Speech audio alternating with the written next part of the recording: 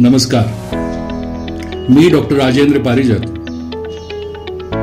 आज एका नव्या आणि वेगळ्या विषयावरती तुमच्याशी बोलणार आहे.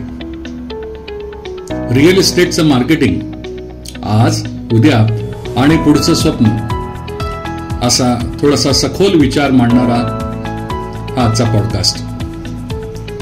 रिअल इस्टेटच्या 4 बाजूंवर आपण नजर टाकणार आहोत, जिथे प्रत्येक खरेदीदार, गुंतवणूकदार आणि विकसक डेव्हलपर यांचा सहभाग असतो. एक आहे नवीन बाजारपेठ, नवीन मार्केट. दुसरी आहे पुनर्रचना बाजारपेठ, रिकन्स्ट्रक्शन मार्केट. तिसरा आहे ड्रीम प्रोजेक्ट मार्केट, स्वप्न प्रकल्प बाजार.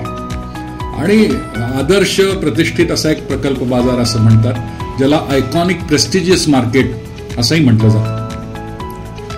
नवीन बाजारपेठ जी आहे एकूणच रिअल इस्टेटची, त्याची मानसिकता बदललेली आहे. कोरोनाच्या आधी घर म्हणजे गरज होती, पण नंतर ती आता प्राथमिकता बनली आहे. आपण पाहिलं आहे की किती वेगाने लोक आपलं काम धंदा सोडून आपल्या घराकडे परत जात होते. पॅन इंडिया भारतभरचे आकडे सांगतात की 2020च्या दुसऱ्या तिमाहीमध्ये 80% घरांच्या चौकशा ऑनलाईन झाल्या होत्या. महाराष्ट्रामध्ये एकट्या पुण्यामध्ये 2021 मध्ये प्रथम वेळेचे खरेदीदार 60% होते. आज प्रथम वेळेचा खरेदीदार म्हणजे पहिल्यांदाच घर खरेदी करणारा माणूस वर्क फ्रॉम होममुळे 1 BHK वरून थेट 2 BHK कडे झुकतो आहे. त्याला ओपन स्पेस हवी आहे, व्हेंटिलेशन हवं आहे आणि कम्युनिटी आणि अम्युनिटीज हवी आहेत. सिनेमात दाखवलेली गुलाबो सीताबोची मकान मालकीची मानसिकता आता जागरूकतेकडे झुकते आहे. पुनर्रचना बाजारामध्ये सुद्धा जुन्या घरात नवेपण मागण्याची लोकांची इच्छा आहे. सध्याची रिकन्स्ट्रक्शन मार्केट ही केवळ बिल्डिंग तोडून नवीन बांधण्या इतपत नाही. ती सांगते गरज स्मार्ट होमची, अपग्रेडची, ग्रीन बिल्डिंग्स आणि स्थानिक गृहनिर्माण ट्रस्टच्या सहभागाची. मुंबई आणि ठाण्यामध्ये 2022 मध्ये 38% प्रोजेक्ट्स रिडेव्हलपमेंटला आले होते. लोकांना आता जुन्या चौकटीत नव्या सुविधा हव्या आहेत. स्वप्न प्रकल्प जे असतात की जीवनशैलीच्या पलीकडचं स्वप्न दाखवतात. आजची मध्यमवर्गीय कुटुंबही सेकंड होम कडे बघायला लागलेली आहेत. कोरोना नंतर लोनचे रेट्स कमी झालेत आणि गोवा, लोणावळा, नाशिक यासारख्या ठिकाणी हॉलिडे होमची संख्या झपाट्याने वाढलेली. किंवा हा एक ट्रेंड आहे, ही एक बाजारपेठ आहे जी भावनिक आहे. गावाकडचं घर ही संकल्पना आता विकेंडचा विसावा अशी झालेली आहे. आणि चौथा भाग प्रतिष्ठित बाजार, आयकॉनिक प्रोजेक्ट्स की ज्यामध्ये मोक्याच्या ठिकाणी, मोठ्या मोठ्या शहरामध्ये मार्केटमधील ब्रँड्स काम करतात. लोधा, गोदरेज, शापूरजी हे केवळ घर नसतं, तर एक स्टेटस सिम्बॉल असतो.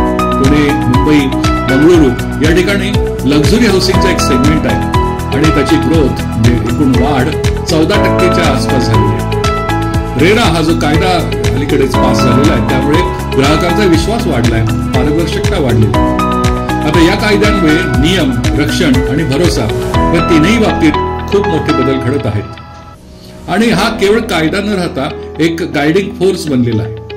ग्राहकांचा डेटा, प्रोजेक्टचं स्टेटस आणि व्यवहार यामध्ये खूप पारदर्शकता आली आहे. त्यामुळे लोकही विश्वासाने खरेदी करत आहेत. कोरोना काळामध्ये आपली अर्थव्यवस्था कशी रिकव्हर होणार, एकदम ठप्प झालेले व्यवहार, बंद पडलेले व्यवहार कसे चालू होणार याची चर्चा होती. त्यावेळेला V shape recovery, U shape recovery आणि के शेप रिकव्हरीवर चर्चा होती. Real estate market, construction industry, बांधकाम व्यावसायिक के शेप रिकव्हरी पद्धतीने पुढे येत आहेत. म्हणजे जिथे शक्य आहे तिथे भागीदारी, जिथे शक्य नाही तिथे नवीन प्रोजेक्ट्स, अशा पद्धतीनं परस्पर स्पर्धक व्यावसायिक, कर्मचारी यांच्यामध्ये देवाणघेवाण करत रिअल इस्टेट मॅनेजमेंट के शेप पद्धतीने एकत्र येत वाढत चालला आहे. पण यामध्ये आत्ताच्या काळामध्ये स्टॅगफ्लेशन म्हणजे स्टॅग्नेशन पण आहे आणि इन्फ्लेशन पण आहे. याचं संकट मात्र हाडं गोठवणार आहे. पण यापासून सगळ्यांनाच एक नवीन धडा दिला जात आहे. त्या के शेप रिकव्हरीमध्ये काही गोष्टी वर चढतात, काही सेक्टर वर जातात, काही खालीच राहतात. यामध्ये रिअल इस्टेट मात्र याच्यातून वर आलेले एक क्षेत्र आहे आणि केवळ प्रगत ब्रँडसाठी याचा खूप फायदा आहे.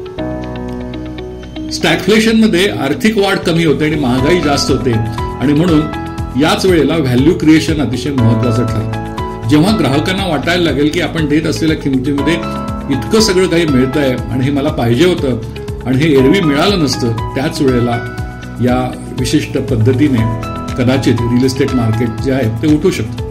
आणि इथे मार्केटिंगची गरज लोकांना लागते. लोकांच्या भावनांना जोडून ब्रँड तयार करावं लागतं. बरं, इतकं सगळं झालं तरी सुद्धा प्रत्येकाला समाधान देणारी एक परिस्थिती निर्माण व्हावी लागते. त्याला आपण विन विन असं म्हणतो. जे विकसक, डेव्हलपर, ग्राहक, बँकिंग किंवा वित्त सहाय्य करणारे लोक आणि सरकार या सगळ्यांचं समाधान कसं होईल? जर प्रोजेक्ट वेळेवर पूर्ण झाला, किमती पारदर्शक असल्या आणि आफ्टर सेल सर्व्हिस चांगली असेल तरच विन विन शक्य असतं. राज्य सरकारचे स्टॅम्प ड्युटी रेट म्हणा, त्यावरील सवलती म्हणा, इतर योजना, आधुनिक तंत्रज्ञान यामुळे हे थोडंफार शक्य होतं. ग्राहकांच्या मनातला बदल, मार्केटचे सेगमेंट्स आणि मार्केटिंगच्या गरजा संपल्या तरी चर्चा संपत नाही. घर ही फक्त मालमत्ता नाही, ती एक ओळख आहे. यामध्ये रेरामधून मिळालेले एकूणच जे फायदे आहेत तेही लक्षात